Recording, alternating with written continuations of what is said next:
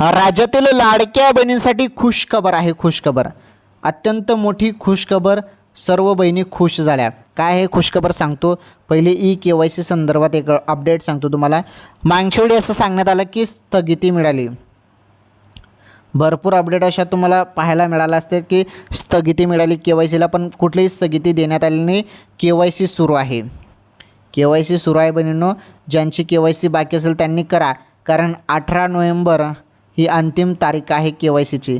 त्यामुळे 18 नोव्हेंबरपर्यंत सर्वांची KYC झाली पाहिजे.